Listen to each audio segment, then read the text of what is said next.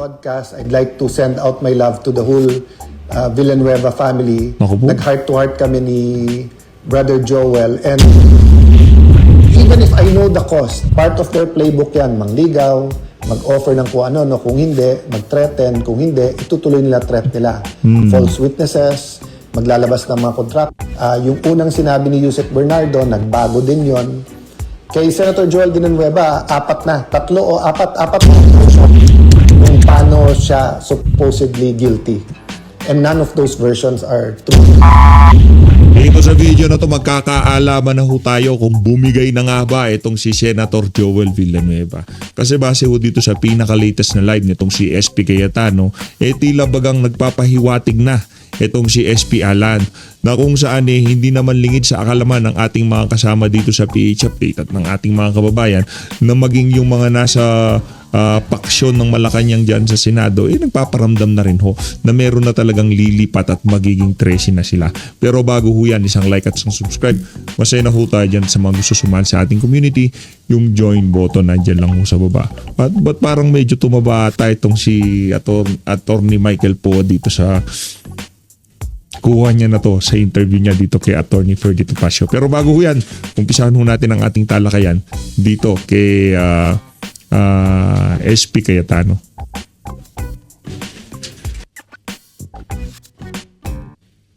Yo.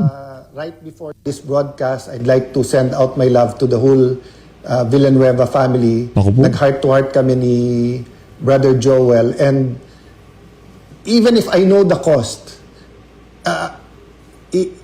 it's not something you can feel unless ikaw talaga. So for example, may mga anak-anakan ako, pero siya real yung nararamdaman ng anak. May asawa ko, pero iba yung nararamdaman ng asawa ko sa pinagdaanan nilang mag-asawa, di ba?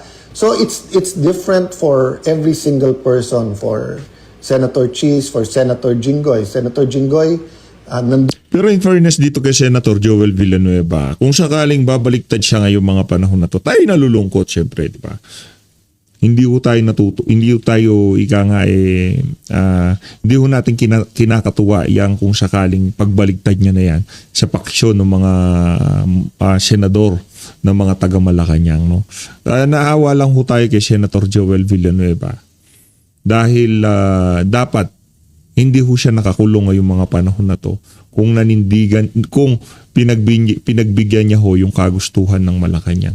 Ngayon para dito sa mga senador na to, naiintindihan ho natin na wala ho tayo sa lagay nila na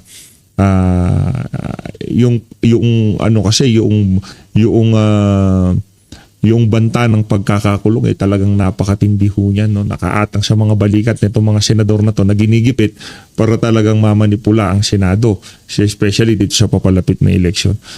Kung ano man ang maging desisyon nitong si Senator Joel Villanueva, sana isipin niya rin yung sakripisyong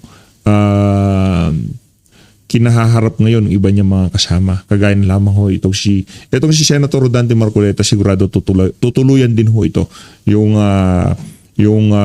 plunder case niya, no, na inihahanda na rin diyan sa ombudsman. Sana alalahanin na lang ho nung ibang mga linalapitan ng mga taga Malacanang yung sakripisyong binigay nitong si Senator Bato de la Rosa, Senator Jinggoy Estrada. Hindi ho biro yun. Yung pagpapakita dyan sa Senado, gayong alam mo na pagka nahuli ka, diretsong dahig ka. At itong si Senator Jinggoy Estrada, kahit na alam niya nang makukulong siya dahil naniniwala siya doon sa kanilang pinaglalaban sa Senado, talagang nagpakulong ho siya. At tayo ay naniniwala, pagdating ng panahon, ilalabas ho niya yung mga video recordings, conversation, na kung saan talagang inaalok siya na sumama lamang sa paksyon nitong sila Tito Soto. At sa gayong paraan, hindi na siya matutuluyan, hindi siya makukulong, kagaya ng problema na kinahaharap niya ngayong mga panahon na to.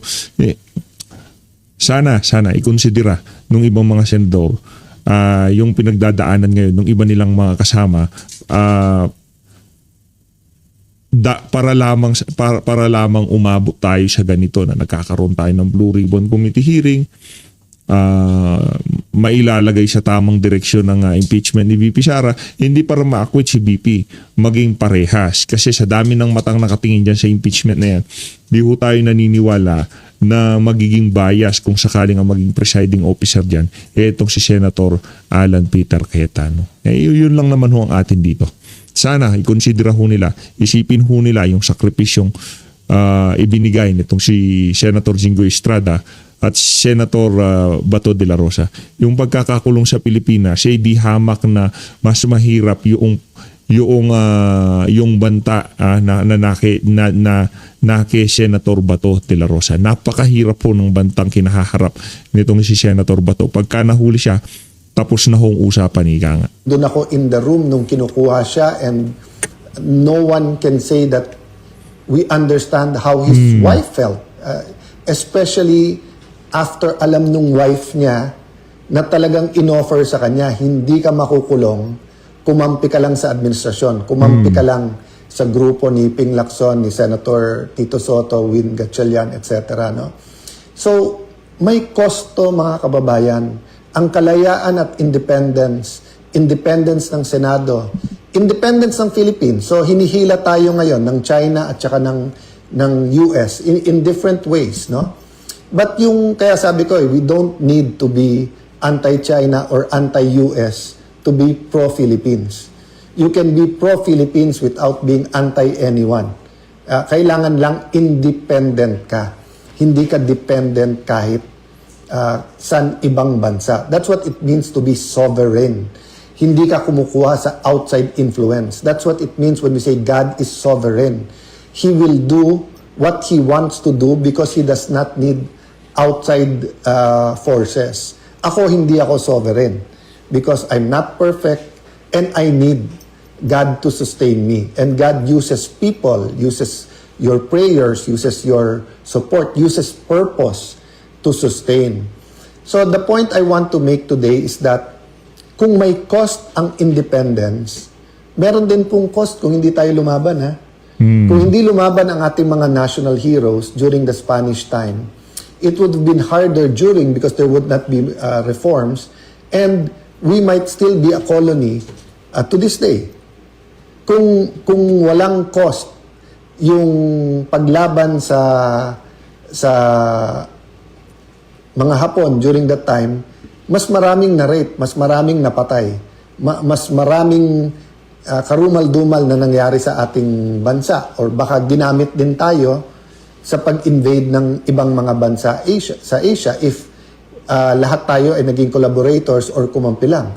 Ganun din sa US. Kung hindi tumayo ang maraming mga Pilipino para sabihin, big brother ka namin, Uncle Sam, but you're not the owner of me, or di ba famously sinabi ng ating dating Pangulo na he'd rather have a country run like hell by Filipinos rather than a country run by foreigners. And unfortunately, nagkatotoo na kahit Pilipino ang humawak sa Pilipinas, in many aspects, it's run like hell in terms of corruption, idolatry, immorality, small things that seem small, like the Pogo, Isabong, nawala yon, nilabanan natin, pero nandyan pa yung online gaming. Lumaban tayo sa health, pero nandyan yung vape na pinagbabawal sa ibang mga bansa. All of this may cost. So, may kita dun sa mga kumita through that. Pero, I'm talking about kumita through that illegally. No? Meaning, it changed public policy kasi nagkalagayan dyan or nagka-lobby money dyan. So, lahat ng bagay po may cost. So, pinag-uusapan nga namin ni Joel na parang kung alam lang nung lahat, yung mga nagsasabing you just want power, no? Konting katahimikan lang sa buhay ng grupo namin ngayon is paradise already, di ba? Yung di ba, pag halimbawa, pagka araw-araw sa restaurant ka kumakain, parang sa pinakamahal na restaurant ang paradise sa'yo. Pero kung araw-araw nandun ka sa noodles lang or kanin, nung time namin hindi noodles ang symbol nung kahirapan talaga, kung hindi yung kanin lang at asin, di ba, yung wala nang ulam halos, no? Makakain lang ng konting kanin, pero kahit ngayon mahal ang bigas. yung makapag-Jollibee, maka-McDo, yung may fried chicken, or yung nga iba yung parang yung kanin, mabuhusan lang ng ginisang munggo sa ibabaw, sobrang luxury na yon, di ba? So alam nyo, sa pinagdadaanan sa maraming lumalaban ngayon, not only for Senate independence, but para lumabas ang totoo sa flood control, lumalaban sa administrasyon, paradise na po yung konting katahimikan, no? But the question is the cost worth it? Nabanggit ko na po kanina yung sinabi ni Senator Benigno Aquino that the Filipino is worth fighting for. So that's why now and then po, wag ma-offend yung iba. Gamitin ko talaga yung laban. Naku, kasi we have to continue fighting. Laban lang po. Laban. It's worth the fight. We have to continue fighting, no? Once, we're a product of hope. Kailangan ng pag-asa. Ang lahat kailangan ng pag-asa. It's the end pag wala ka ng pag-asa. And to many, during the 70s, 80s, yung senyas ng kalanganan, ibig sabihin may lumalaban pa. So, even yung daily na laban namin sa Senate, na parang isa-isa lumalabas na yung totoo, na yun, sila pala ang nagpapasok sa NBI, sila Senate President Soto, coordinated pala yun. Yung Wednesday, May 13 na sinisisi sa amin ay, yung pala ay, alam din nila nung iba na nandyan sa labas, armado, tapos imbestigahan, wag imbestigahan, na hanggang ngayon hindi inimbestigahan. And then yung walkout na parang tama sila, wag palitan yung rule na walang one-day notice. Ngayon, nakita nyo, binasura na yung rules, binabasura yung constitution, pinalitan yung rule kung sino magpre-preside sa impeachment. Tapos, instinct ko, sana papurihin si Senator Win Gatchalian nung sinabi niyang 16 talaga yung kailangan para ma-convict ang impeachable officer. Pero biglang binura sa Facebook niya. I don't know the details, so I won't comment there. But the problem is trust. Nakita niyo ho yun? Narinig niyo ho ba yun? Siguro napanood niyo na ho yung video natin kay Joel Chua na kung saan binibida ho nila, na binibida ho niya, naku-questionin nila yung ika nga magiging botohan dito sa impeachment na to. Kaya ito ho ang pinakamalaki natin problem. Sa bagay, kaya naman ho talaga nilang baluktutin yung mga gusto nilang baluktutin. Pero isa ho sigurado natin dito. Kung sakali mang hindi makatakbo itong si VP Sara, ma-impeach sila si VP Sara, kung sino man ang i-endorso ni VP Sara, yun hong mananalo. Yan hong ating sigurado yun. Sinabi din nila paulit-ulit, kung wala kayong 13, hindi nyo pwedeng palitan yung officers. Hindi lang yung Senate President. The officers are the head of OSAA, the Senate Secretary, Senate President Pro Tempore, which is Senator Loren Legarda, and the Senate President. Pero gumawa sila ng formula na pwede na ang 12 So, yung modern day version ng pinaglalaban during the Spanish-Japanese time, American times na lies. So, during the Spanish times, yung di kayo organized, hindi nyo alam yung gobyerno, you don't know Christianity. So, all of that were partially true, but you didn't need to colonize a country to Christianize a country, di ba? So, yan, very clear yan. You didn't need to make people slaves, whether it's the African Americans or the kind of slavery they had in Asian countries. You didn't have to have slaves to say na it's in the name of Christianity or the name of good governance, di ba? So, yun yung modern version ngayon na 12 is 13.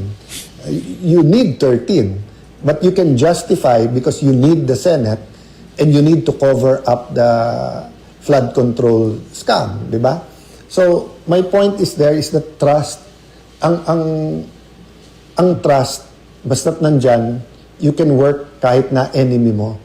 Pero pag nawala yung trust, so once na paulit-ulit yung mga mananakop sasabihin, we'll give you your freedom, we'll give you your freedom, nakita mong binobola ka rin, di ba? So, ganun din, nung February, nung sinabi nila na wala kayong kaso kapag hindi nyo nilagay si Loren Legarda as Senate President. Naniwala yung marami namin kasama. But then, nabuko nila, gagamitin na naman to sa impeachment. Paulit-ulit sinasabi sa amin na ang impeachment, impartial. Pero yung definition pala nila impartial, kailangan i-convict ang Vice President. So, nung lumaban at sinabing, wag lang si Loren, nung ako na nilagay, ayan na naman. Pagka umalis kayo kay Alan, wala na kayong kaso. Pag nandiyan kayo kay Alan, kakasuhan kayo. 'Di ba? That's why nga iba po yung reaction ng pamilya ni Senator Jinggoy because alam nila yung totoo. Talagang na-witness din po nila yung mga tumatawag at mga nagsasabi at mga naggagaranti. So may cost po. If we don't do anything now, the cost will not fall on me immediately. It will eventually, di ba, yung may individual akong pananagutan, pamilya ko, bayan ko, syudad ko, community. But it's really the next generation. So in the same manner na lumaban nung EDSA 1, EDSA 2, lumaban sa Napoles sa napakaraming scandal is because we wanted it to end. Repentance, then reformation, restitution was there, hindi lang yun masyadong keyword dati, ngayon keyword siya. Pero pagbabago, renewal. 'Di ba sa tunay na renewal, the old is gone, 'di ba? So when you say that you're a new creation in Christ, it's a work of progress, pero kung dati may idols ka, dapat wala na.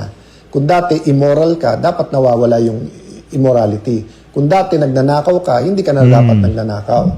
So that's the problem. Kung papayag tayo na i-maneuver lang itong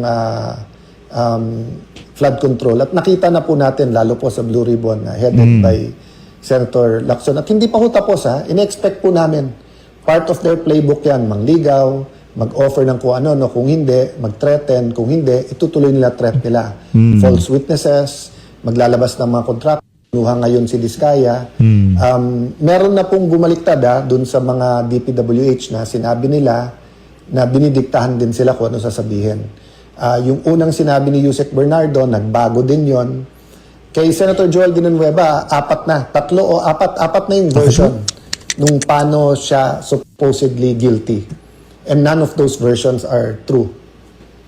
So ganun din, na ngayon na kinuha na si Mr. Diskaya from the Senate, sabi niya na damay-damay na, sasama na lahat ng kilala niyang That's good. But there's nothing stopping the creative people in this administration from saying, we'll take care of you, eto mga ituro mo. Then suddenly, may kaso, whether sa DOJ at Ombudsman, then suddenly you're facing jail. Then finally, it's true. That's why pinilit nilang makulong si Jinggoy kasi sabi niya, nawawala na ng takot yung iba, lumalaban na. So kailangan natin ipakita na totoo. At madali kay Jinggoy kasi usual suspect, di ba? So wala nang maniniwala sa tingin nila na Jinggoy sacrificed because ayaw humiwalay sa grupo. But siya na nagsabi, he has evidence in the right time. Payagan natin siya magsabi sino at ano yung ebidensya. Pero mabigat po yung ebidensya and it will show. I've been hearing the last few days, there's so much evidence against the major players dun sa flood control. And everyone saying sana lumabas. That's why nga, pinanghawakan pa rin natin yung Blue Ribbon Committee. The other point I want to make about counting the cost is, yun nga, ano yung cost sa next generation? Kapag kinover up natin to, may cost. So ulitin ko pag lumaban ka ngayon, may cost.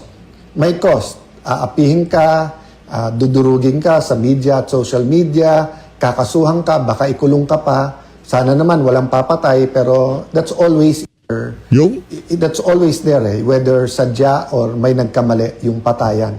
But that is the cost for people who will fight. So I'm not dissuading people from joining the fight because we need you.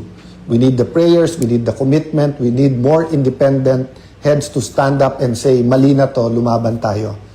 Pero may cost din yung hindi lumaban. Yung cost are the millions of Filipinos who will have to go abroad because walang trabaho dito. The cost will be the millions of Filipinos na hindi mapapagamot kasi nanakaw yung panggamot or pang-ospital. The cost will be millions of Filipinos na mababansot because there's not enough money or not enough programs for the first 1,000 days ng buhay nung tao, no? Or including yung healthcare nung buntis, di ba? The cost is, huli na tayo sa tourism, halimbawa sa education, or as a country, no? There was a time in the 60s, second to Japan tayo. Then there was a time second to the last. Then during the time of President Ramos, yun, umarangkada na tayo. During the time of President Pinoy, umarangkada na tayo. During the first 3 years ng Duterte administration, grabe na po yung pinuntahan ng ating ekonomiya. Not perfect, nandun ng corruption, but it wasn't systemic.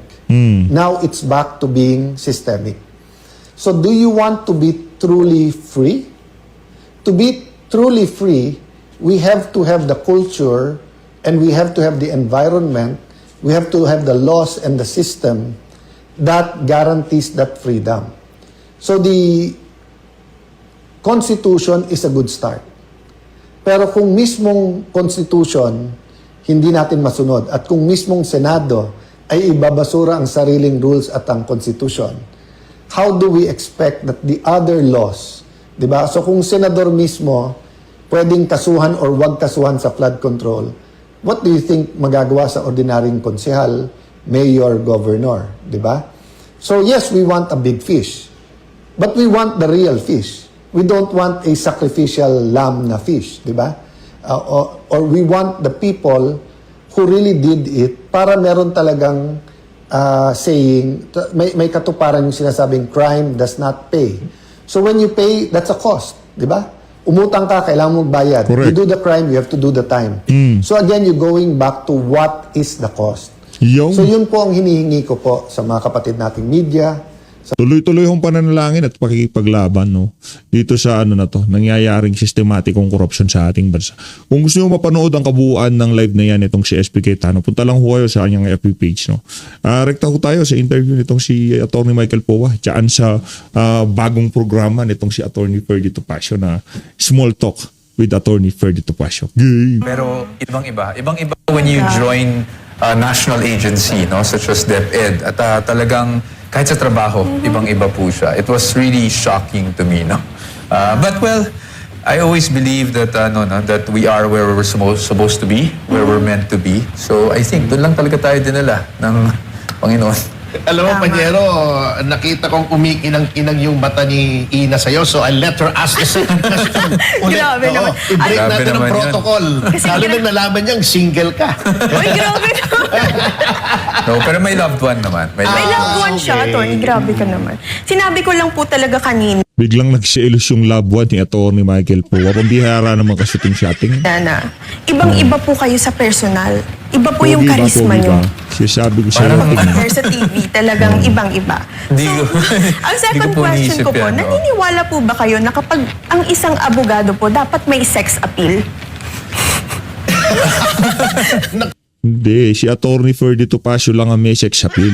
Siya lang ang pwedeng magkaroon ng sex appeal sa mga abogado. Ano ba naman itong Dito mo lang nakinabayan siya ni Laila de Lima at kinilig yung Oo ali. nga, kinilig, Tinanong mo ganun. na Hindi naman po. Hindi naman po. Iba Hindi naman talaga po. yung appeal ni Atty. Powa Hindi naman eh. po. Nirespeto po natin, of course, no, si Representative De Lima. Yes. Sex appeal, hindi naman po. I think what you need talaga sa korte is someone who will really advocate, no, Tama, for you. tama naman. So, yung itsura, I don't know if we can even say secondary yan. Plus Baka points wala lang. na eh.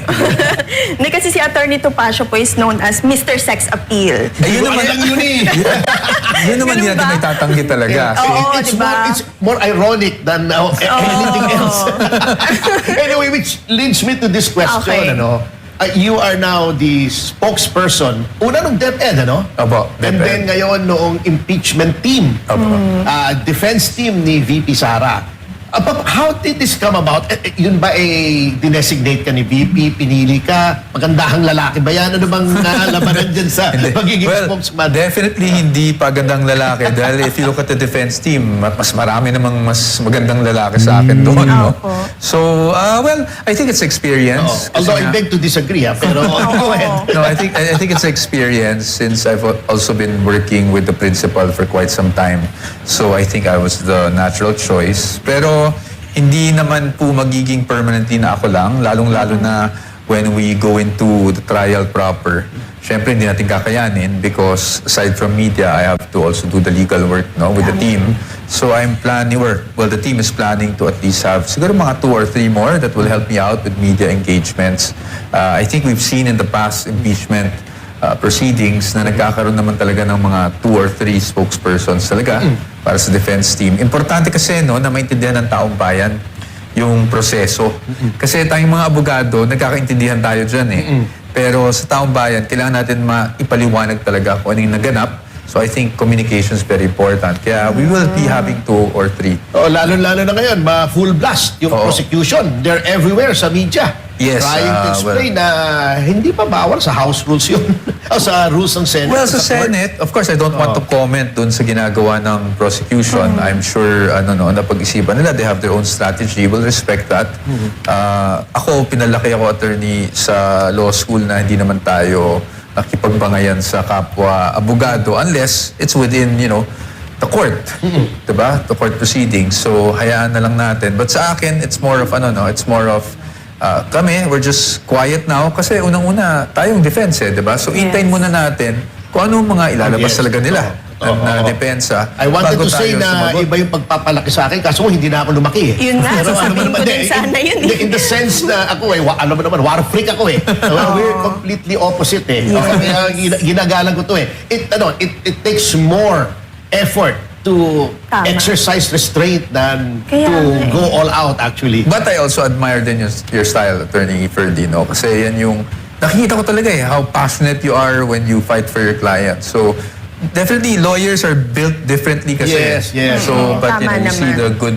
the good in all the different styles. Yun din naman po ang hinahangaan ko sa inyong dalawa. Ikaw naman po, attorney, kasi parang kahit binabatikos ka na ng media, talagang you're very composed and very professional the way you respond to media. Kasi Mamina, gusto ko sana, well, at least yung approach ko, factual lang tayo. Let's Yes. be as objective as possible. Unang-una, Ang galing. siguro kwento ko muna, hindi naman ako nag-apply as spokesperson sa DepEd So, at that time, the Vice President was looking for someone with experience Yes. sa GSIS. Kasi gusto niyang tulungan yung mga problema ng mga teachers sa mga GSIS loans, etc. No? So, Kaya- merong nagrekomenda sa akin, nakakilala niya. So when I applied, I actually didn't apply for any position. Nagkataon lang after the panel interviews,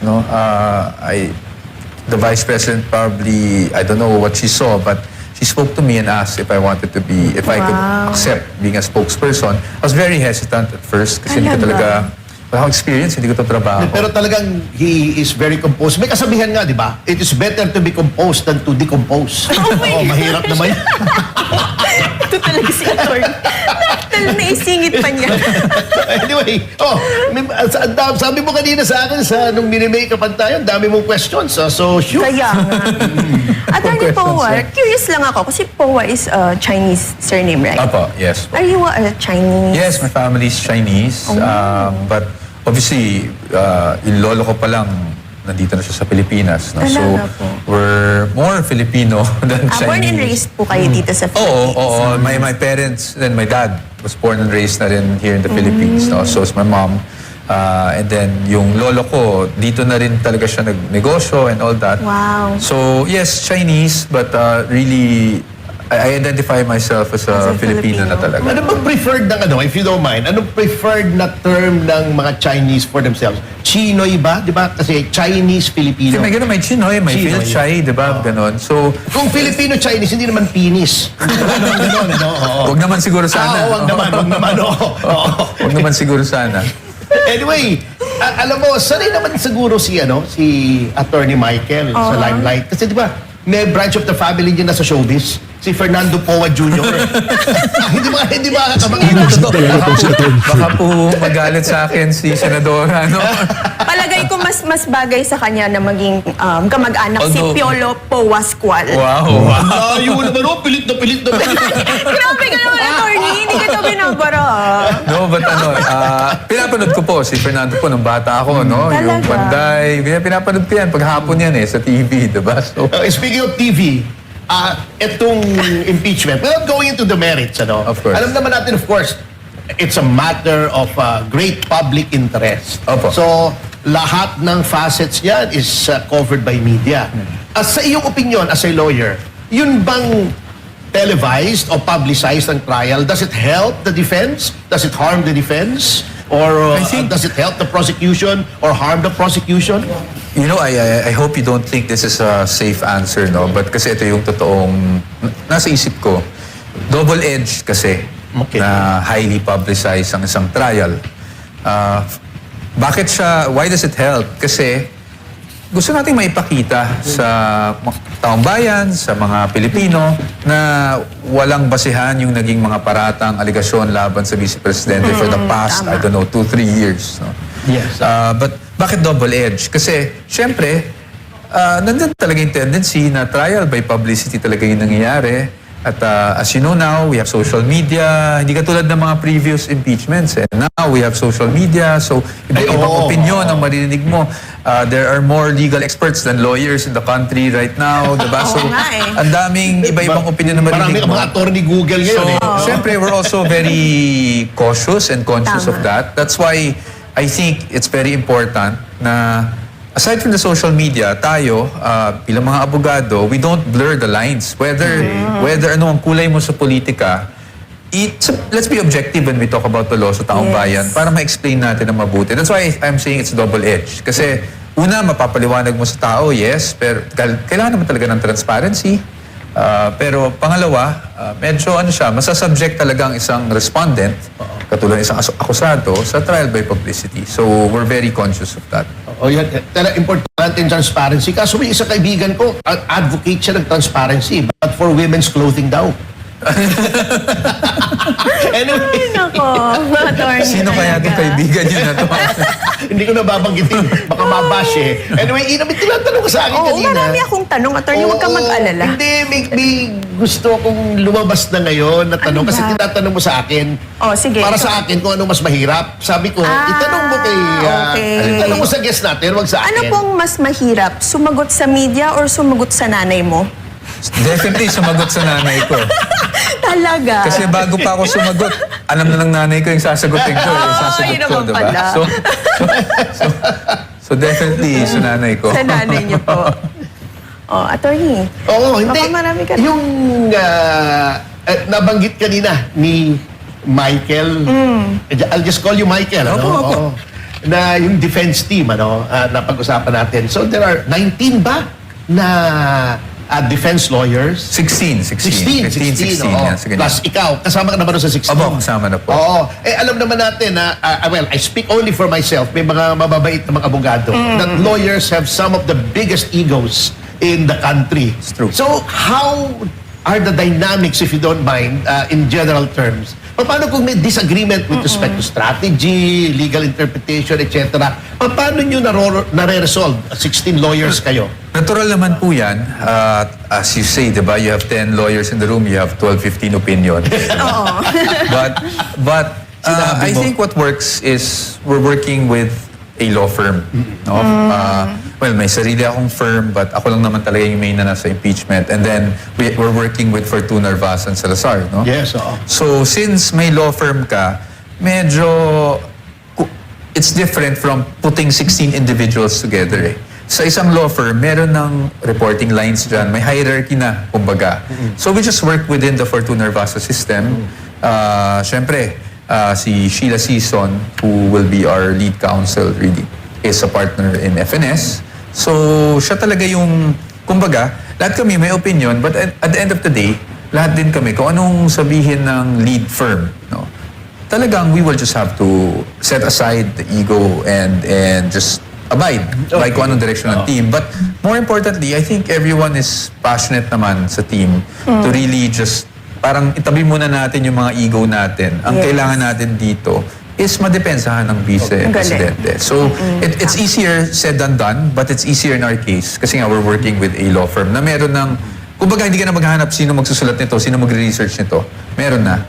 And then it just comes up to us Systematic. for May review. follow-up lang ako before we go to Ina's question. Nabanggit mo na yung Fortune Narvasa. I hope you don't mind this question. Wala bang awkwardness considering that Sig Fortune is the brother-in-law of the Remulias? To be honest, wala. Because si Attorney Sig, before I believe in Attorney Sig. I sat down with Attorney Sig early on and very professional yung tao. No? So siya naman talaga, alam naman natin mga abogado, hindi naman maiwasan yung conflict. Minsan may kamag-anak ka na ganito. Yes. No? But very professional naman siya. And I've seen how he's fought for his clients. And I'm confident that and I've seen it actually, that he's doing the same for the Vice President. Okay, Ina, Yes po. Ito po, attorney, curious lang po kami. Bilang legal counsel po ni VP Sara Duterte, ano pong isang bagay na gusto po ninyong malaman ng publiko tungkol sa kanya? She's very different doon sa, I guess, pinoproject sa kanya sa social media. Diba? Yeah. Siguro dalawang bagay on the professional aspect. Very decisive yung Yes. ating Vice Presidente, no? Alam niya kung anong gusto niyang gawin para sa bansa. Alam niya kung anong gusto niyang Chief gawin sa of the old trabaho block niya. talaga. Oo. Visionary. And when she decides, yun na yun. Yun na yun. Very decisive. And you need that in a leader. Yes. Yeah, oo. On the personal level, ano siya, very simple person. And makulit din po. May mga ganun siyang Makulit. side. Oh, yeah, makulit. Very you would simple know, you would know, person. Ina. And I think it's really more of makikita mo siya bilang kung gaano siya kabuting tao, bilang Sobra. kaibigan at bilang isang ina. Yun talagang... Tulad nung ginawa po niya kay Attorney Zulaika Lopez, talagang hindi niya iniwanan. Ay, Ah, grabe ganun talaga. yun. Grabe Hindi yun. Doon ako Nakipag-away pa siya. namangha Oo. talaga sa She really kanya. values the people who work with her. Yes, tama. And kaya kumbaga hindi ka magdadalawang isip na to stick with her all throughout dahil nakita mo talaga yung sincerity niya sa tao. Speaking of VP Sara, nandiyan na rin tayo sa topic na yan.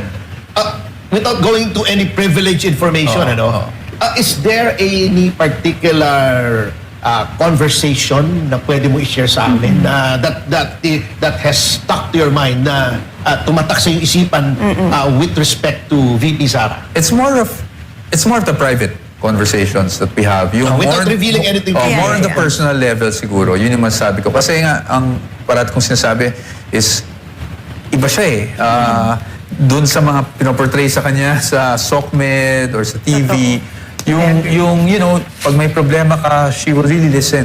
So, pag nagsasabi ako ng problema kong personal, she will really listen, give me advice, and help me accept things the way they are now. Pati ba love life? Sinishare niyo po bang love Pati life? pati love life, actually. So pwede din pala siyang Tama. love guru din pala. Love guru. Right. I agree sa sinabi po ni Attorney Powa. She's really a good listener. Naalala ko nung nag-lunch po tayo, Attorney. Talagang nakikinig siya Ay, sa'yo. yes, Yung oo. Salmo 109. Talagang nakatingin si VP Sara sa kanya. Nakikinig po talaga She's siya. talking about yung lunch nung Oo. after nung Nung araw ng araw Davao. ng Davao. Yes. Yes. No, but she is. Singit ko lang siguro to. She is. Apo. And nung nasa DepEd nga kami, ang gusto niyang gawin is really to go down to the school level para kausapin yung mga teachers kung ano talaga yung problema nila. Kasi nga, may ang laki ng DepEd na sometimes yung genuine concerns hindi na umaabot sa central office. Yeah. So, yun yung talagang ginagawa niya nung nasa DepEd kami. Yes. Well, anyway, may question kami, medyo personal. Okay lang. Sabi mo naman may loved one ka, no? Oo. Anong one? Attorney Ferdy, I think we'll both agree. Siyempre, matalo sa argumento with your loved one. Bakit? Kasi sa loved one, wala ka ng motion for reconsideration, final and executory Wala ka pa. agad. Ayun. Tama naman. Tama naman. Do you agree, na? Hindi ako makarelate, Attorney. Wala kasi akong boyfriend. Ganun ba? Ayan, in-announce mo pa talaga, no? Ayan, Oo. naku, lagot ka. News of global significance. Naku, in-announce mo, maraming magme-message sa'yo. Naku. Lagot ka ngayon. Naku ka. Sorry na. So anyway, go ahead. Ang daming mong Oo tinis ng nga, questions I also heard, Attorney, that you, nag-aral ka po sa Australia. Opo, Ay, nga for- pala, no? Oo, diba? For my undergrad. Oo. For my undergrad. And then Opo. you both majored in creative arts and Italian Yes, studies. Does yes. that also mean you speak Italian? Yes. Really? I Saan speak ka naman Italian. dyan, attorney? Anong gusto mo sabihin? Halimbawa, nililigawan mo si Ina. Uy, grabe Ina naman. Kamusta lang? Kamustahan Oo, lang. oo, Attorney naman. Kamustahan lang. Kamustahan lang. Mamma mia, sei molto bella. Ano ibig sabihin, no? Ano ibig sabihin ko? My God, you're so beautiful. Wow. Uy. No, but yeah, I dito, Xavier ako, and then nung college, undergrad, sa Australia, ako sa Adelaide. Oh, but why? What drove you? Was that a deliberate choice? Was it alam required mo, of your by your family? Sa totoo lang, Attorney Ferdy, I wasn't the best child growing up, no? Meaning, problema din, naging sakit ng ulo din ako ng parents ko. Parang Talaga? familiar yata sa akin yung story na yan. Kasi there, Relate ka ba? although I was doing Relate ako. well academically, disciplinary-wise, medyo makulit ako na bata, no? So, nag-continue on yun kahit nung high school. I had a fun high school. I guess that's how you put it nicely. And then, so naisip nila, baka magandang ipadala ako sa Australia. Nila, meaning family ko. Kasi yung tita ko and yung tito ko were professors sa isang university there. I So, see, pinadala ako okay. sa Australia and I wanted to take up law. Okay. But ang sabi sa akin sa Australia, ng university, if you want to take up law, you'll have to apply for permanent residence. Because why else would you want a law degree here? Kasi ibang-iba yung batas nila sa atin. Hindi naman magagamit dito, Ng di ba? sistema. So, ako talaga, bala ko talaga umuwi ng Pilipinas. So, I did the next best thing.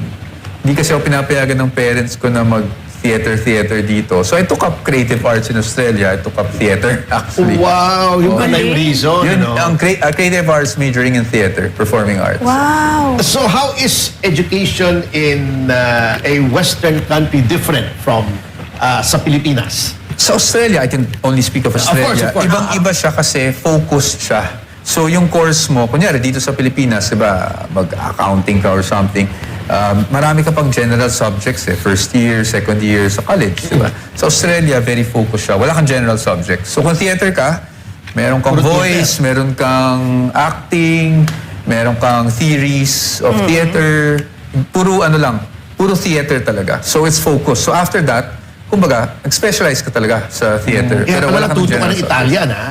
Italian, I did that as my second major lang. Opo, so minor, double minor. major? Actually. Minor. Minor. Pero Minor in natuto rin siya. Natuto. No? Parang pareho po kayo ni attorney. He's also multilingual. Talaga po? Hindi, Spanish lang ang... Spanish. Oo, ganun din Pero yun, ganun din yun, attorney. Actually, they're very similar. Diba? Yan yung mga Romance languages eh. French, Italian, Spanish, and Portuguese. Oh, sample Yan. naman din dyan, attorney. Ano naman Spanish. sasabihin ko, ha? Spanish. Ito talaga, oh. Sige, ano naman, tus ojos pardos me encantan. Ano ibig sabihin nun, attorney? Your brown eyes enchant me. Galing. Naks. Galing ni Atty. Freddy. Pero brown ba yan talaga o contact lens? Natural. Born this way. Questions. Okay, so, attorney po, we know so many. Wala tayong napag-usapan ng sa impeachment. Puro lang pagpapakyut ni ate yung napag-usapan natin. Ayun na nga, kung gusto nyo mapanood yung kabuuan ng video na yan.